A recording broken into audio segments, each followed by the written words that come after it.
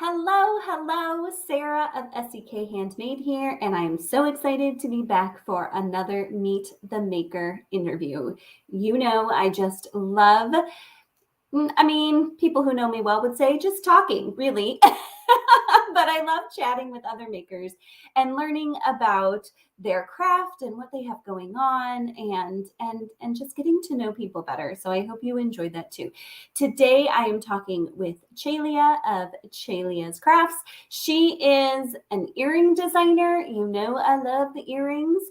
And a designer of other many beautiful things as well. So I can't wait to introduce you to her and learn more about her together. So let's welcome Chalia. Hello. Good morning. How are you? Good. What is the weather like by you? Oh, it's like sunny, pretty warm outside. It's probably going to be hot today. Yeah. You're in the Southwest, correct? Yeah, I'm in Arizona. Okay. Yeah. I'm almost like opposite corner. I'm very north Midwest, and so we are cold and damp today. So I'm a little jealous of your sunshine and warm weather. Though we lived in Arizona for a while, and I do not envy your 100-degree temperatures. Oh, yeah, it gets pretty hot. It's dry and hot, so your skin fries. Yeah. Are you there yet? Have you hit 100 degrees? Not just yet, no.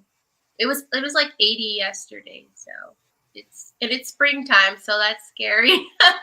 I know it's gonna get like so hot. Yeah, we moved away from Arizona in the spring. I think we moved, it was the very beginning of May. And I thought maybe we'll be gone before it reaches 100 degrees. And we were not. Oh. So it can hit 100 pretty early. Mm-hmm. Yeah, but that's nice. It's nicer to be in the 70s and 80s. In the desert, 80s aren't too bad.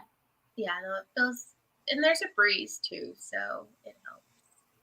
At this time, yeah. Yeah. Are things blooming? Yes. Mm-hmm.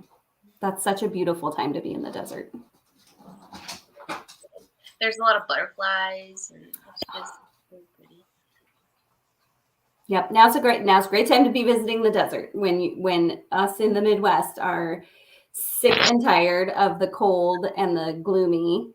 It's a great time to go down south and see the blooming desert and the butterflies and all that wonderful stuff. Fantastic. Well, thank you so much for joining me today. Why don't you start off by just telling us a little bit about yourself, whatever you want to share, family, hobbies, about the desert, whatever you want.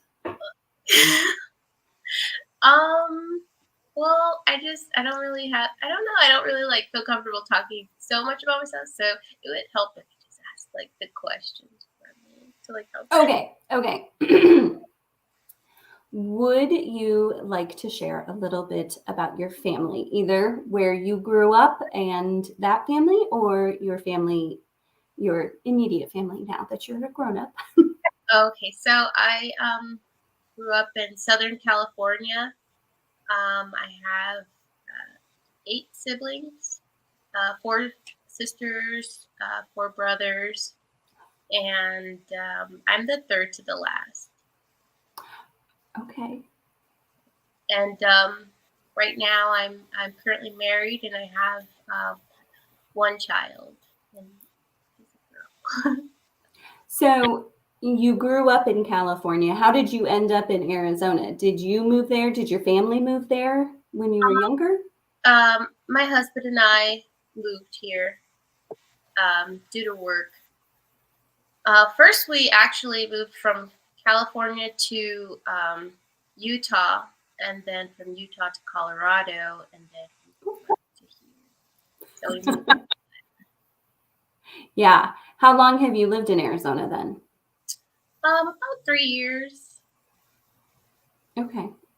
Of all of those places, which was your favorite to live? Oh, I really loved Utah. It was very beautiful.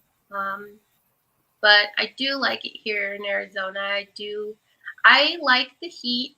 I like the sunshine. Like after living in Colorado, it was just like way too it was too cold for too long. Like it was like and the snow, I didn't really like the snow very much. So like living here was like sunshine. I mean there's sun there too, but it's just I don't know, it's just different. It's way better here. So Absolutely. Those are very different climates. mhm. Yeah. So do you have family that lives close by you in Arizona, or are most of them back in California still? Most of my family is in California, so we visit them from time to time. But yeah, we're Is here. Oh, I was going to say, is it a decent driving distance? No, I mean, I guess I'm not a big fan of like traveling. Like I would prefer to fly, you know, 'cause it's Mhm. cheaper. But the drive is. Yeah. How does your little one do in the car? Oh, she's great. She she likes taking trips and traveling. So she's great. She loves it. Oh, that's wonderful. That at least makes the car ride easier Yeah, I'm the if the little ones are. only I'm the only homebody, so I'm like, oh, plants are probably gonna die while we're gone. Like no. Do you love being a plant mama? Do you have lots of plants? I do. I do. I enjoy it. Um, I like it. I like it a lot. I have a couple that I need to repot. I'm kind of nervous about it because like I this is like my first time with my monstera plant back here, Mm. Momo. So I have to repot that soon before it like gets too crowded. Like Yeah. My son on Earth Day brought home a tree. oh And wow. I was like, and what are we doing with this? And he was Yeah. like, let's plant it in our yard. And I'm like, it's like a pine tree. I'm like, that thing's going to be enormous. This is a little more planning than just like dig a little hole and stick it in the yard. So did you plant it? We have not done anything with it yet. I need to. I think I've mostly been keeping it alive in its little bag that it came in. I think I'm going to start with it in a pot, and we'll see how it does. I don't. They gave us no information about this tree, so we don't even really know what kind of tree it is, other than it's obviously a type of pine tree. And so we don't even know how big it's going to get. I'm very hesitant to put it in the yard. I'll be honest. Um, yeah, you have to be careful 'cause you don't know like how the roots are gonna grow and it can like damage your property. Yeah, those are all things a 10-year-old does not think of when he brings a tree home. He was like, let's just dig a hole and put it in the yard. And I'm like, buddy, like big root systems and like we can't be too close to a power line and it can't be too close to the house. And like little tree is adorable now, but when it's enormous pine tree, that could do some like serious damage to things. Do you like to garden outside as well, or do you prefer to keep your plants inside? Inside, yeah, inside. I my daughter wants to garden outside and she keeps asking me. So we planted some uh a cherry plant in like a pot and we put it out. Mhm. But we will get to outdoor gardening sometime, hopefully this year. I'm not sure. I'm scared. I'm scared I'm gonna kill the plants. I don't know. I don't know. I just stick to mainly indoor plants and um I struggle to keep up with them sometimes. I think the indoor plants are a little bit more needy than like the outdoor plants though. So, you know, because they're like you need, you know, certain temperatures and you know, you have to like you can water some, but some might not need watering, and then their food schedule is like off. It's kind of like a pet, so it's just I don't know. I'm struggling to like keep up with the plants that I already have. So I'll think about the outdoor garden. Yeah, when we lived in Tucson, we did not do a lot of outdoor gardening. And coming from the Midwest, I always grew up with a vegetable garden. Mhm. And I almost wonder if it would be better to garden those kinds of things in the winter in Arizona because, like I don't know that a tomato plant is going to love 100 degrees. Oh, I have no idea. I'll have to ask my friend. He has more I'm knowledge. sure it's possible. I know there are people who do gardening, and I mean, obviously there are desert plants that can be gardened, like citrus trees and stuff. But Yeah, a lemon tree is a little more of a commitment than a tomato plant. yeah, I would love a lemon tree, but I don't think I could do like a citrus plant out here because it's so dry and we'd have to like water it like so with me. So I wish, but Yeah. maybe an indoor one. Like I've heard of some indoor lemon trees. When this was, I think it was last winter. My boys love those little cutie oranges, the little clementine ones. And I was peeling the oranges, and one of them had a seed in it. And so I popped out the seed, and I had a pot that I had killed the plant in the pot. So I just a pot of soil sitting next to my kitchen sink. And I just took my finger and just like pushed it down in there, thinking like, nothing will come of that. Yeah. And then I just ignored it for a very long time. And now we have the world's tiniest orange tree. Really? I don't know if I need to repot that because it's getting to the point where I'm like that. It has to need more root space if it's going to become an actual tree. I mean, I think those trees are usually pretty small. It's not a full size orange. So, I mean, I don't really know, but it was just like a random fun kind of experiment sort of thing. Yeah, I would like to try that now. So, yeah, I don't know if anything will ever come of that. I don't know if they do things to those seeds to keep them so that they, people can't just like grow their own orange seeds or, trees from whatever. I don't know, but we're trying. We'll see what happens. But yeah, we can't have a citrus tree outside in North Wisconsin. That's not a thing. So it'll have to live in a big pot and maybe come in and out depending on the season. I'd like to see that, your little plant. Yeah, we'll see. I'll have to take a picture of him and post it on Instagram later to show everybody what it is. But yeah, he's the cutest little tree. It's a really pretty plant. He has really nice, like bright green leaves, and they're like really shiny and they're very pretty. I'd like to see that. Do you have any other hobbies that you like to do besides plant mamaing and crocheting? I actually do beading. There's like one of my earrings, but I'll show you both together. I just finished these recently. Oh wait. I know, it's all backwards. It's very confusing. Oh my gosh, those are amazing. Thank you. Did you follow a pattern for those or just make it up on your own? I did follow a pattern. I can't remember the designer's name right now because I'm new to following them. I can look it up though. You know what? Take a picture of those, post them on your Instagram and tag the designer. And for those of you watching, Chalia's Instagram is in the description. So you can go to the description, go follow her on Instagram, and then you can see who that designer is. I'd like to give them credit, but I just can't think of the name.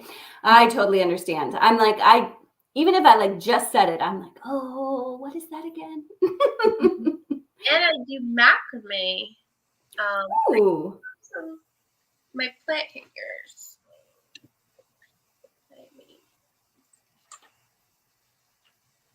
I just made a macrame plant hanger. Ooh, those are gorgeous.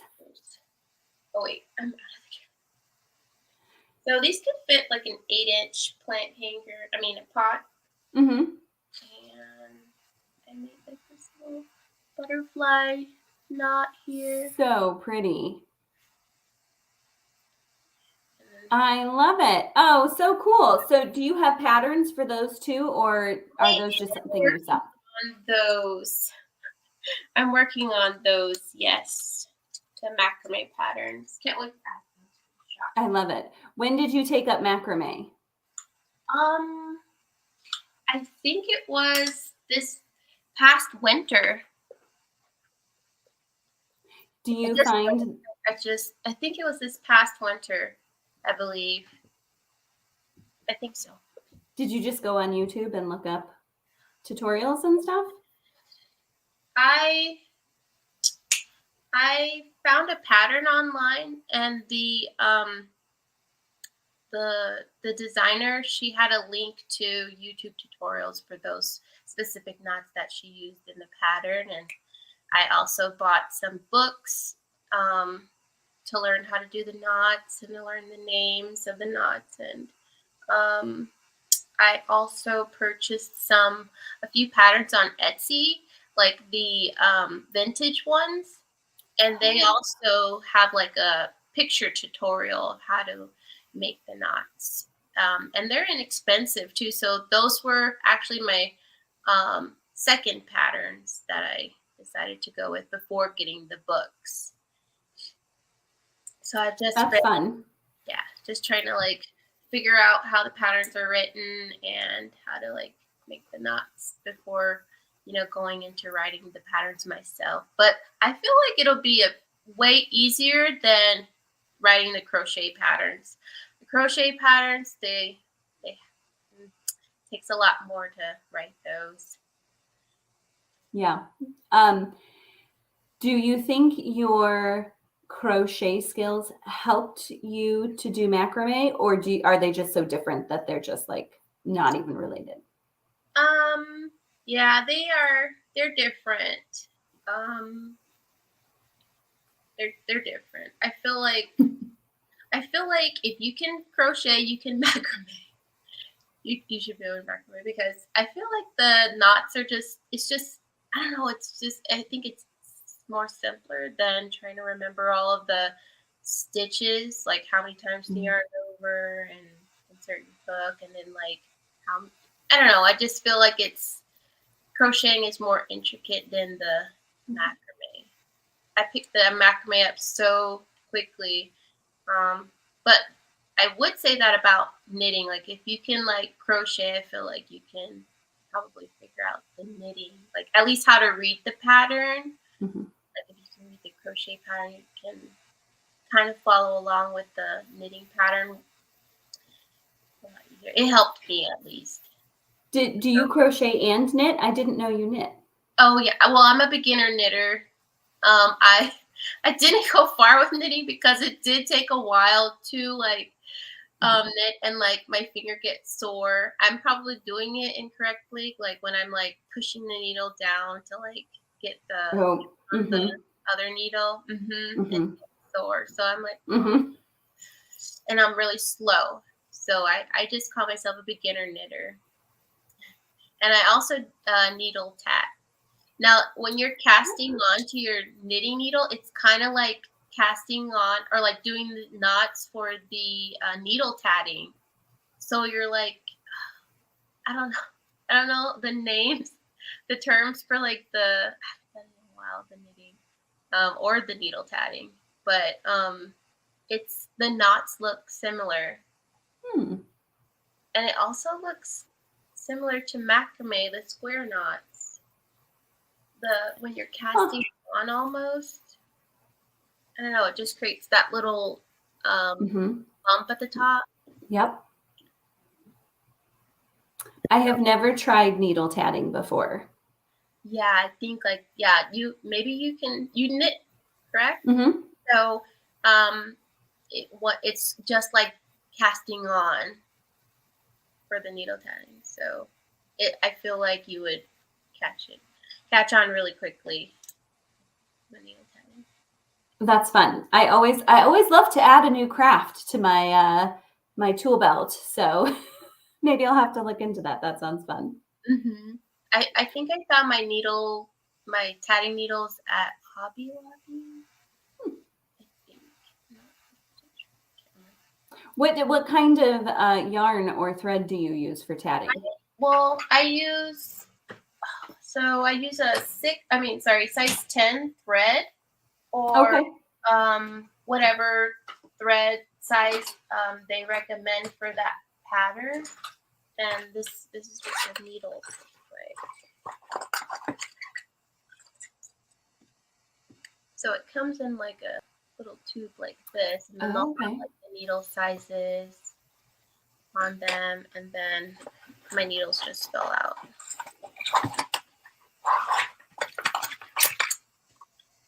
Like this. So you just thread your needle and then you start casting on, basically.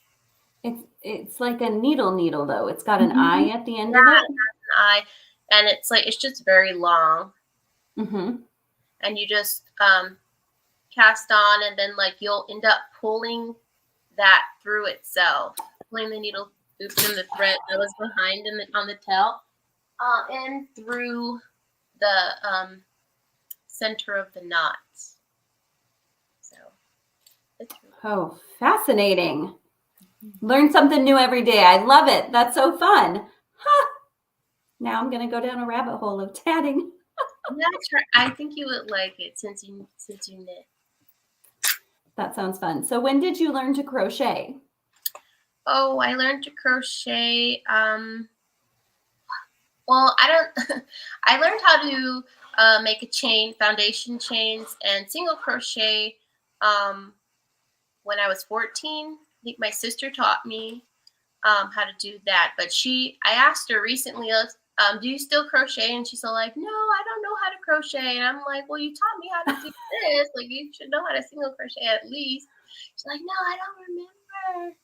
So I'm like grateful that she like taught me that, because from there, like I just, I kept at it, but I didn't really progress until in my 20s, when I learned how to read patterns from someone at church. Oh, that's awesome. I was all like, oh, you know how to read patterns? And she's like, yeah. I was like, okay, can you help me? And she just showed me. I was like, oh my gosh, this is easy. I could get this, I could get this. And so like I figured it out, and then like from there, it just, after learning how to read a pattern, it just opened up a lot of doors. Like I started downloading a lot of free patterns that yarn brands have available on their sites. And I did watch YouTube tutorials on how to make specific stitches that were like listed in the patterns, and then that's basically like how I learned how to crochet. YouTube and free patterns. Yeah, that's a great way to learn. I am very much a visual learner, and so having a video tutorial is so incredibly helpful for me. Do you remember what your first like real project you did was? Outside of being, outside of the profession, or just like? Yeah, just like when you were picking it back up after you learned to read patterns. What was the first thing you tried? I made a peppermint blanket. The red heart peppermint throw? I know, I went all out. I got, yeah. I don't know why I did that. Like, I was like, I wanted something that we could use on a daily basis. And like my husband, actually, he was away at that time in the Navy.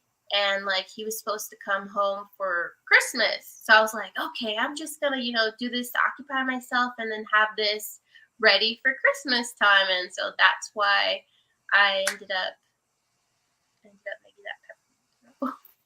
Did you have it done by Christmas? I did.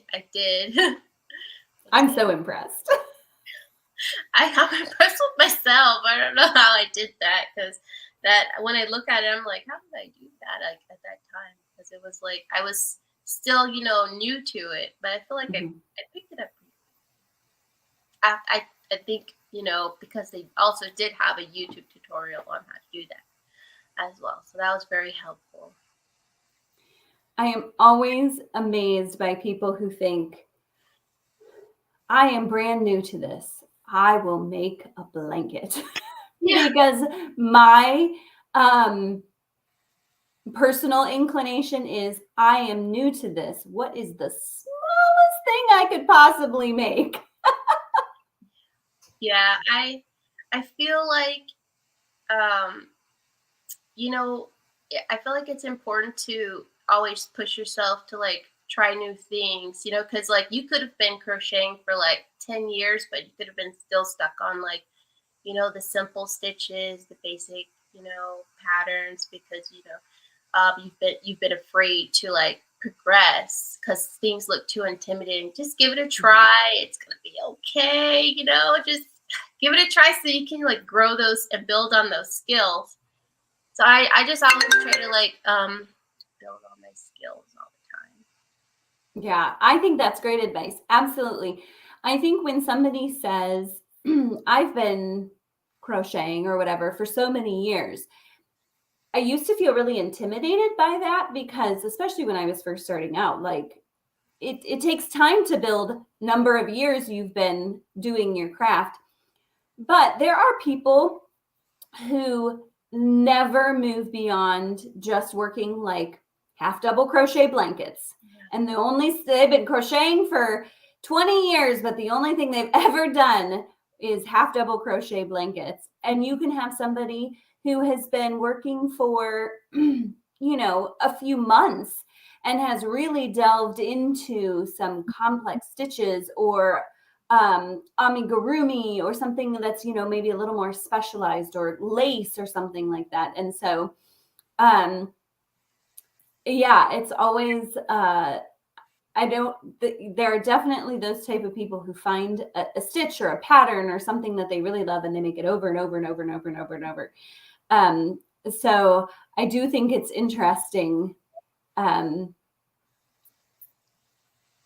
just to hear about people's skills, because number of years in a craft doesn't necessarily mean you've moved beyond the very basics, which either way is totally fine. But as someone who was, you know, a professional crocheter, I always felt like I had to earn my years. Yeah. But that's a great point, that some people never push themselves beyond the basics. Yeah, because I would hear that they've been crocheting for over like 20, 30 years. And I'm like, oh, wow, you know, you've been crocheting a long time. And then come to find out that they've never followed the pattern, or they don't know how to read crochet diagrams or things like that. So I was like, oh, okay, well, I guess the time doesn't really matter. It's like more of like the knowledge that you've gained and the skills that you've developed over time. Yes, absolutely. So you picked back up. Well, did you continue crocheting from the time your sister taught you until you learned to read patterns? I didn't. I actually like just stopped. I didn't know where to find the information at that time. And then like I got hooked on YouTube like later on. I was like, oh, YouTube has everything. I can learn. I pretty much I've learned the beading through YouTube, macrame, and pretty much everything like from YouTube. Even gardening, like my indoor plants, how to care for them through YouTube. It is a wealth of information. Yeah. So when did you decide to change your hobby into a business? What was that journey? So I actually opened my business, Chalia's Craft, in 2016, but I was selling hair accessories and polymer clay earrings. Oh. And I did like making, you know, things for people, and people kept saying, oh, you should sell them. You're so good. But I was like, oh, it takes a long time. And my sister was like, oh, well, I sell, you know, digital prints for like my cards. And she's and I was like, okay, well, maybe I should sell the patterns. And so like I decided to like work up. It was terrible. My first pattern was terrible, but you know, just, you know, build on those skills. Don't be afraid. I was like so scared, but I'm so glad that like I did try it, because had I not, I wouldn't, I wouldn't have the skill set today. And I'm still building on them. Like I always feel like there's something more to learn all the time. So that's why I also do collect a lot of crochet pattern books to read and compare like their writing, the way that they write the patterns to how I write the patterns, and I just want to make sure everything is good. Yes, yeah. There's I feel like between knitting and crocheting, there's so much flexibility in crochet in both the way you can describe stitches and how you can express what people are supposed to do within a pattern. There are some people who really like to write their patterns in a very descriptive way, where they're saying like double crochet in the first stitch, double crochet in the next, really That's written out. And other people who like to be very sure. concise and short. And so, yeah, part of it is really finding a designer who writes in a way that makes the most sense for you. Yeah, everyone writes differently. And Mhm. I have seen a lot of patterns that have been written in I call it shorthand. Just like it'll be like 2 single crochet and 3 single crochet here or whatever. And it's not like very it doesn't really describe all the time where your stitches should go. Mhm. It's like super simple and you're just working in a row. Then it's like, oh, okay, well, it still makes sense because I just know where those stitches are supposed to go. I don't know. But it's kind of like a guessing game for me, like when I read those kind of patterns sometimes, because it doesn't say exactly where to put those stitches. But and it's okay for like really simple, easy or beginner patterns. But if you're doing like patterns that involve a lot of lace or cables, I feel like it's important to like state where those stitches should go. Like, Mhm. so like with this lacy thing, you can't I feel like I do sometimes I do write wordy patterns, and I have to like ask my other designer friends like, how would you write this like to simplify it, because like I just sometimes I get a little wordy. I'm sorry.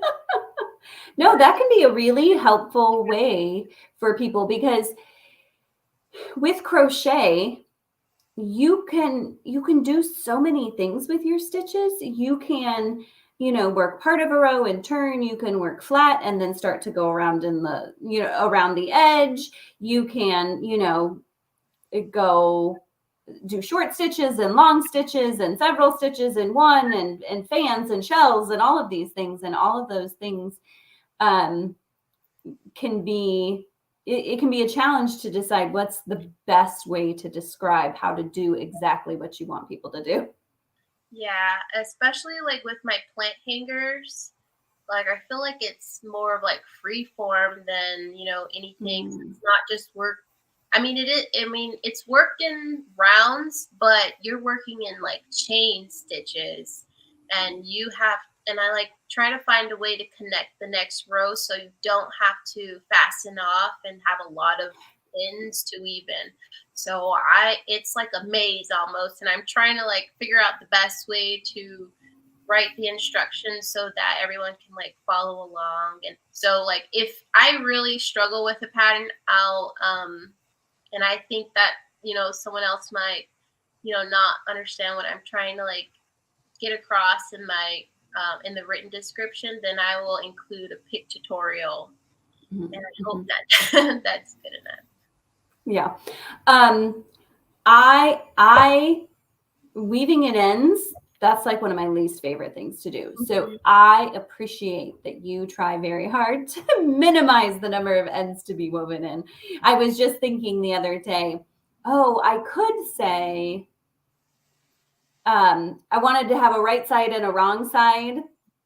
And so, but the stitch was only one sided.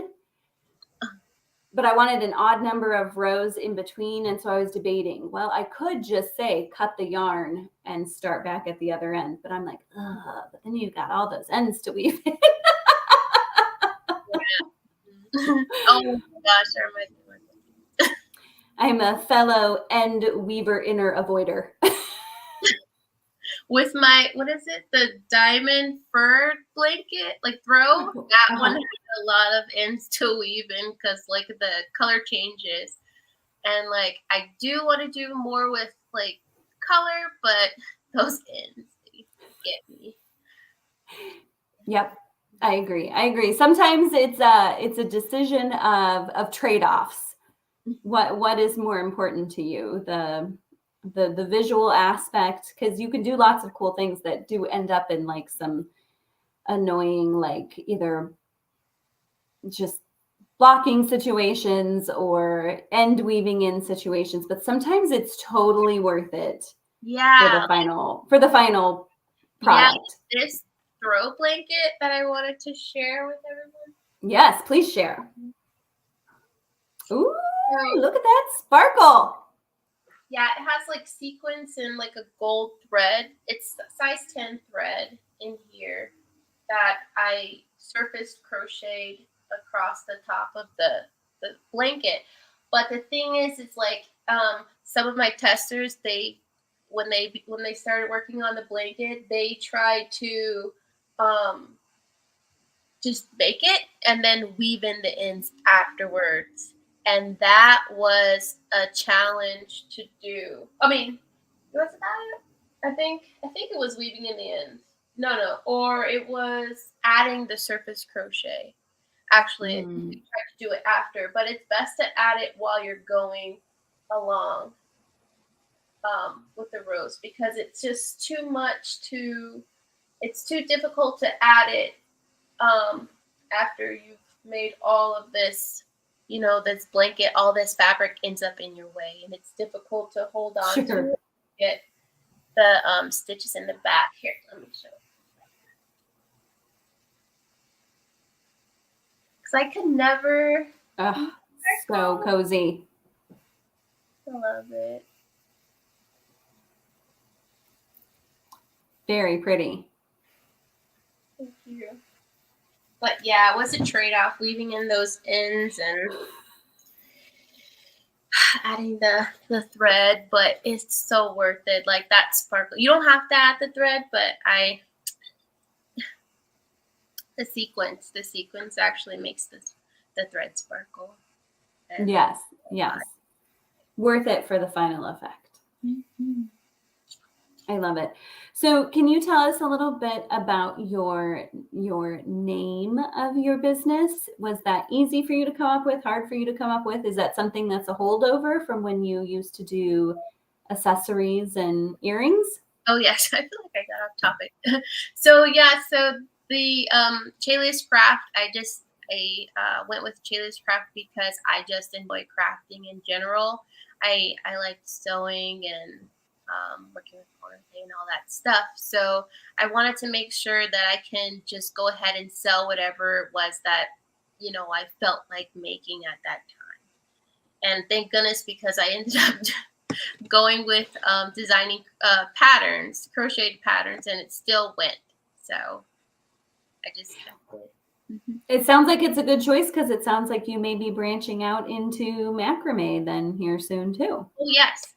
Yes. I almost forgot about that. But yes, I'm working on macrame patterns right now. That's fun. Do you still sell finished items or do you only do patterns currently? I sell a few plant hangers, earrings. Ooh, these are the so beautiful.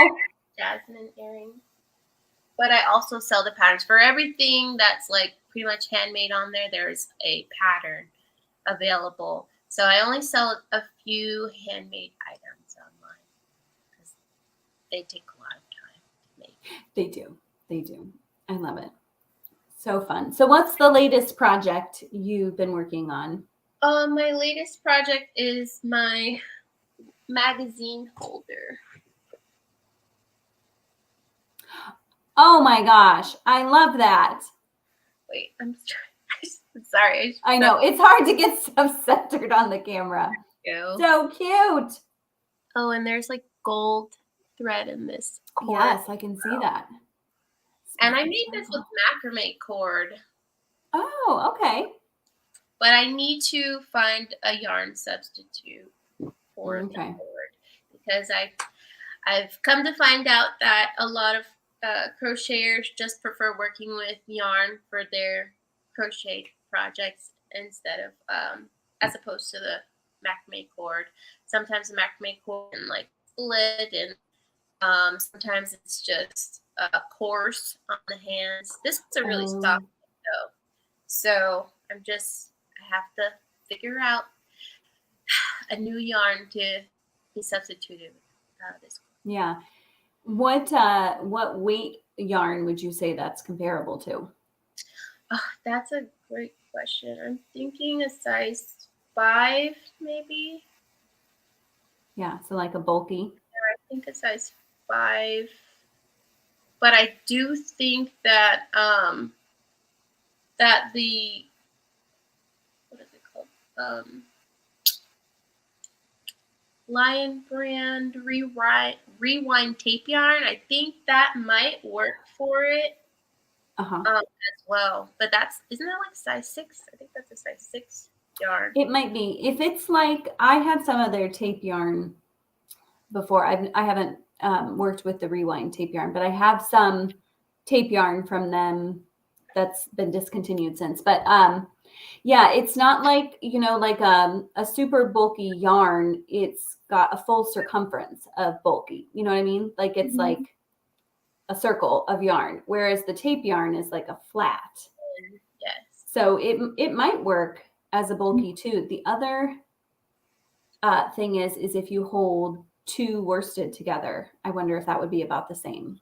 I think, so for this project, I used 2 strands of yarn of the 4/7 cotton, and I think that this might work since it's thinner, since it's pretty thin in my opinion, like worsted weight. Because I'm used to working with the Caron 1 pound. Okay. And that's a pretty thick and or the Rewind tape yarn. So that's pretty strange. So I'll just test. I'm gonna test the gauge and see which one works, and hopefully I'll have something ready for the testers soon. Yeah, that's fun. It's always nice to have people trying some different yarns too, just to see like what it works out as. But that's super cute. I love the little pocket. Oh yeah, the shaping here gets a little tricky, but I did include a crochet diagram for people to follow along. So cute. I love it. Thank you. So fun. So tell us about your earrings. The ones I'm wearing.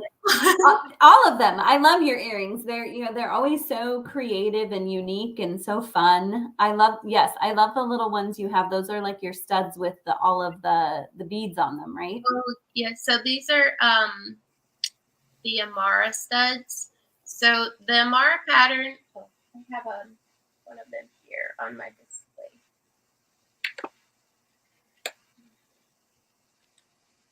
So I did this. I just changed the bead color so that it looks like flowers. But these are the Amara earrings, and I just worked the bottom circle for these studs, and then I worked just some slip stitches, I think, or you can do a crab stitch around the outer edge, and that's how I got my little studs. Oh, but I did currently make, this is my most recent design.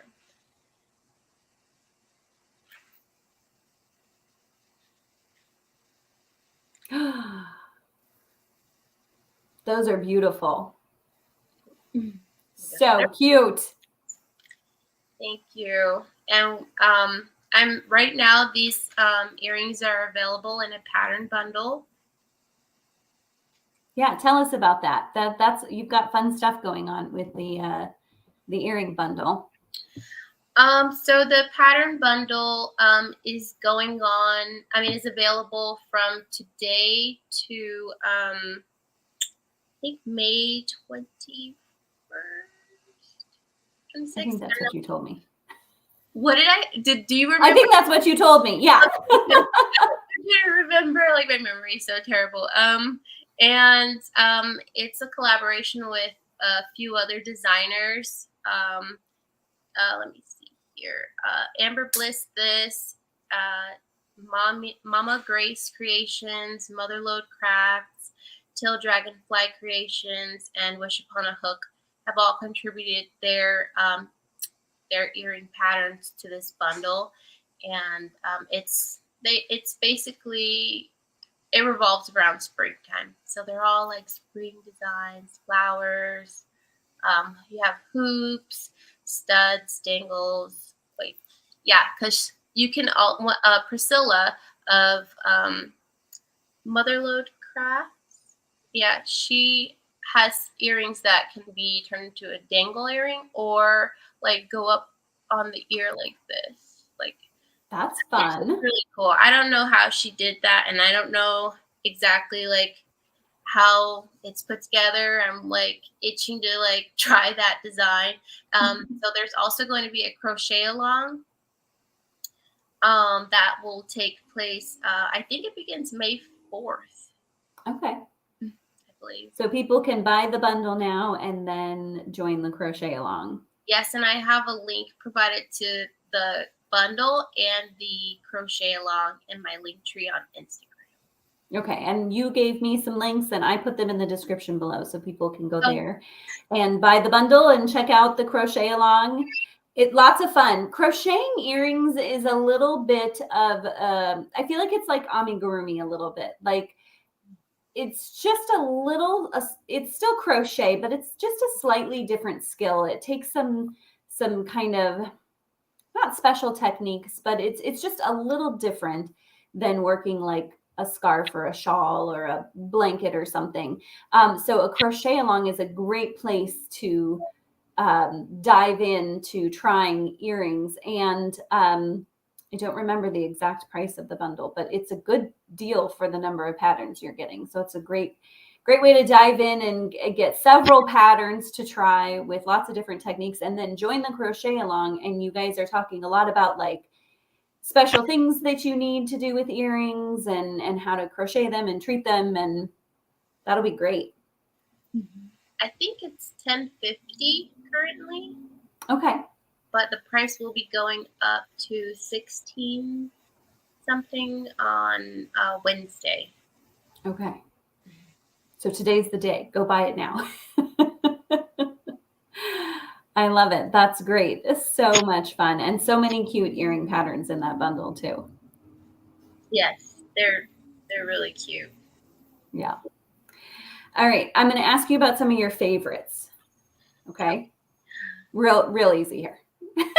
Nothing too complicated. What is your favorite item to design? Plant hangers. That's your favorite? I do enjoy doing earrings because I feel like I do have way more earring patterns than anything else, but they're just so quick and relaxing to make. Mm-hmm. So I do. Plant hangers, though. I think plant hangers is my favorite. I love it. That's great. Where is your favorite place to work? My favorite place to work? Oh, in my office or in my bed. I'm just a homebody. I like relaxing a lot. I'm like a couch potato, to be honest. That's okay. I think a lot of crocheters are. What is your favorite yarn to work with? Either weight or fiber content, or I enjoy natural fibers, and I know a lot of people don't like cotton because it's like rough and working with like hemp or cord, but I just love it so much. Like, even though it's like can be rough on the hands, I like the way that the stitches look. The stitches are more defined, and if you're working with cord, I feel like the items just turn out more. They're more durable. And I feel like it'll last longer. I like it so much. And I made this pillow with cotton, and I usually do my home decor, like my throws and my pillows in Karen 1 pound, which is acrylic. That's like another favorite, even though it can be a little, it's not your softest yarn. But I do like it because I feel like it can put up with a lot of washes and a lot of like wear and tear. So I want my items to last a long time. So I do tend to gravitate to things that I feel like yarns and fibers that I feel like will do the job. Yeah. Sometimes I know it's very tempting, especially when you first start out, to gravitate towards the softest yarn. But a lot of times, like you said, those really soft yarns are not very durable, and you'll end up with lots of pilling and lots of, they just don't look quite as nice for quite as long. They don't wash up quite as well. And a lot of times those yarns that may seem a little rougher when you very first work with them, over the wear and the washing, they will soften up a little bit and end up being just as nice as the softer yarn that will maybe not be as durable.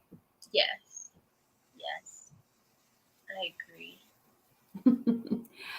Do you have a favorite hook to work with? My favorite hook. Okay, so for earrings, it's 1.5 millimeter hook or 1.65 millimeter hook. Don't know why I chose those hooks. I just use them like all the time. But also for like regular crocheting, I think my favorite is like a 5 millimeter hook, 6 millimeter hook, and a 4 millimeter hook. I love it. I'm with you. Give me a 1.5 millimeter to make some earrings. But I do have a favorite brand because, like, I do like a lot of hooks. I like Clover hooks. Clover more. I love the cushion. They just, I don't know, it makes everything feel like butter. I don't know. It just helps me a lot, especially with working with the natural fibers. And sometimes the yarn is stiff, like raffia yarn or my hemp cord. It helps my hands out a lot. Yes, I agree. The metal hooks with those more natural fibers, just they slide more easily than like a wood. Oh, well, these ones, yeah, that's true. That is true. I can't find my hooks. I put them in my whip bag. I'm just thinking, I think I have one like on the other side of my computer. I know what you're talking. The Amore hooks.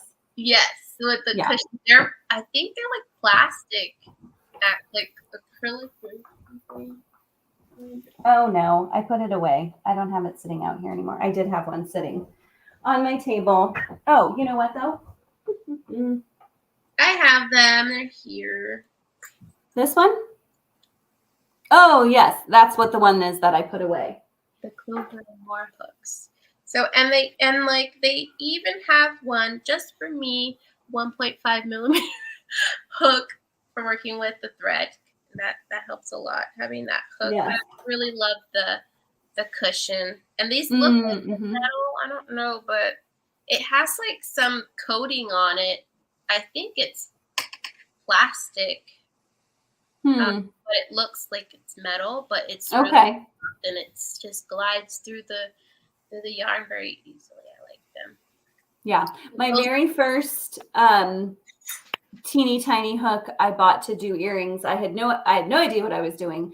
It was like my second or third crochet pattern I ever did. I don't know why I thought, hey, extremely tiny stitches. That's where we should go first. But I just grabbed a 1.5 and it was just one of those really thin steel hooks. Yeah, boy hook. I highly, highly recommend if you want to do earrings to get one with some padding on it, because that'll help your hands a lot. Yeah, I started out with the boy steel hooks as well. I have them here too. So these. Yup.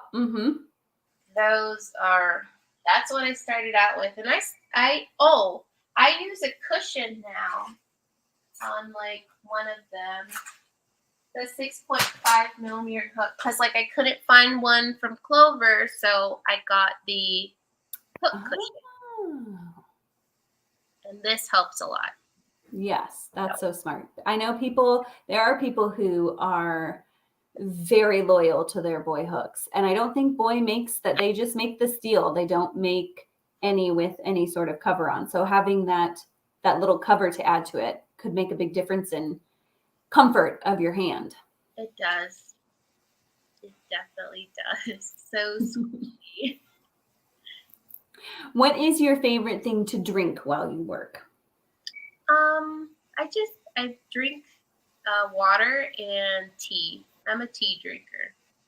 Cold tea, hot tea, both? Both. I love both. My favorite tea actually right now is the black chai.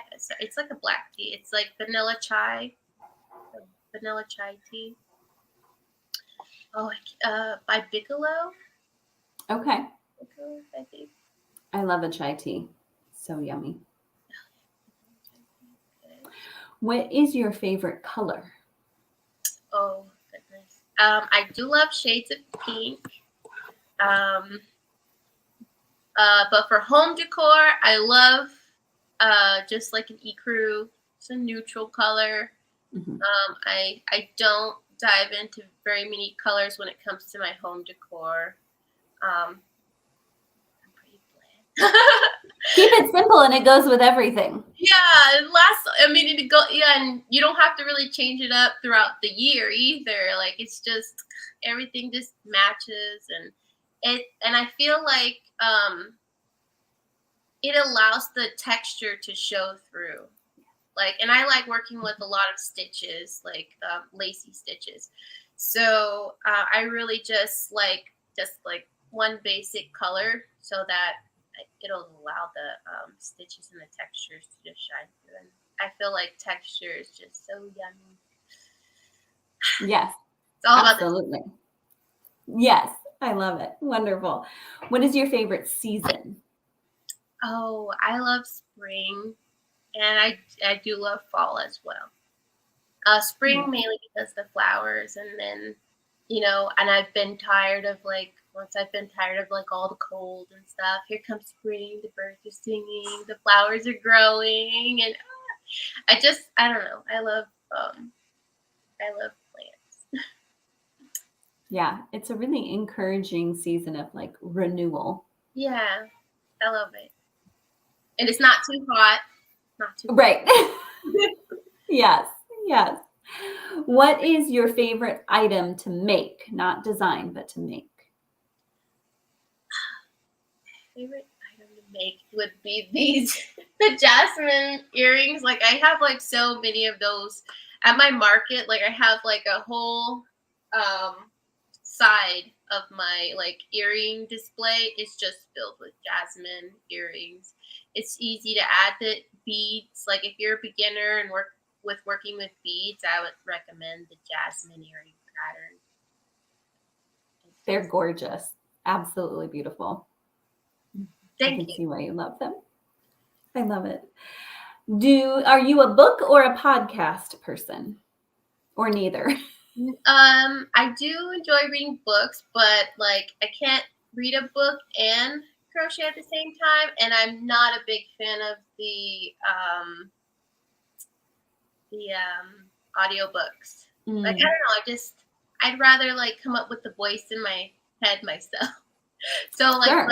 I do I actually watch TV while I crochet. You watch what? TV. I watch movies. Oh, yes. Mm-hmm. You love to watch movies? Mm-hmm. Mm-hmm. That's fun. I do like watching K-drama. I don't know how I'm able to watch K-dramas and crochet at the same time, but I find a way to read those subtitles. That's impressive. My husband's like, what do you do? How are you doing that? I'm like, I don't know. I have no idea. My brain is a miracle. Watch watching it and looking and catching it still at the same time. Like, whoa. It's I like K-dramas. I don't know why. They're Who just knows why we like what we like? We just got to go with what we like. I love it. Are you a sweater or a cardigan person, or neither? Do you find them not really worthwhile in the desert? I like both. Like in the morning, every morning I wear a sweater, but when I go out, I wear cardigan. So like if I want to be like super cozy, I'll do a pullover hoodie sweater, and then like outdoors if I want to, show my outfit off a little bit, but stay warm on. I like them. All right. What is worse, swatching or weaving in your ends? Swatching. I don't know. I don't like either, but swatching, because like sometimes I don't get the gauge right and then I have to redo it. And that's the worst part for me, having to redo that gauge swatch. Yep, that can be challenging, but I have not gauge swatched for my own pattern and made it in the same brand of yarn with the same hook almost immediately after making it, and the yarn was just a little thinner and the whole thing came out smaller. Oh no. It was still workable, but I was like, man, that's a real, like, shows you how much just a little bit can make a difference. And I still need to watch your video on YouTube about gauge swatch, mass gauge swatch. I didn't know, like sometimes I do like the small gauge, like a few stitches, and I'm like, oh, that'll be 2 inches or whatever, and that'll be great for your project. And then I saw your video. It's like, it's not always good to use small gauge swatches, and I'm like, I mean, sometimes it's okay, but yeah, for like clothing, no, though, definitely not. But I don't design clothing. I mainly do like the Yes, I love it. Chalia, that's all the questions I have for you. Thank you so much for joining me today. It was so fun chatting with you. Thank you for having me, Sarah. It was very nice, and I felt relaxed doing it. Thank you. I'm so glad to hear that. Well, thank you so much. Have a great day. You too. Bye-bye. Bye-bye. Oh my goodness, such a wonderful conversation. Always such a joy to learn more about another maker. Chalia has just really gorgeous designs. I know you're going to be completely in love with everything she makes, so you should definitely go check her out. I've got lots of links in the description below, so check those out. Easy access to the earring crochet along. If you're watching soon, you can jump in on that. And thank you so much for joining us today. If you don't want to miss out on more Meet the Maker chats, I would love it if you would subscribe to my YouTube channel and turn on notifications so that YouTube can notify you when I'm doing these. But also join my email list and I'll send you email reminders too. Thank you again for joining us and happy crafting.